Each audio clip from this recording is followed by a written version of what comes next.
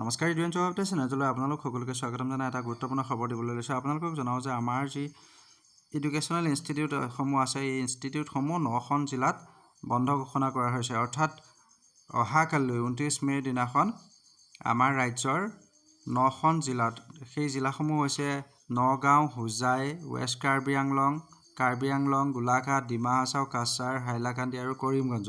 এই জিলাসমূহত সকলো এডুকেশ্যনেল ইনষ্টিটিউট অহাকালিলৈ অৰ্থাৎ 29 মে'ৰ দিনাখন বন্ধ থাকিব বুলি জনোৱা হৈছে। অৰ্থাৎ উক্ত যি জিলাসমূহ আছে জিলাসমূহত যিহেতু চাইক্লন ৰিমেলৰ বাবে ৰেড এলাৰ্ট জাৰি কৰা হৈছে, গতিকে সেই জিলাসমূহত সকলো এডুকেশ্যনেল ইনষ্টিটিউট অহাকালিলৈ 29 মে'ৰ দিনাখন বন্ধ থাকিব বুলি আমাৰ মাননীয় মুখ্যমন্ত্ৰী হিমন্ত বিশ্ব শৰ্মাদেৱে তেখেতৰ টুইটাৰ একাউণ্টৰ জৰিয়তে জানিবলৈ দিয়ে।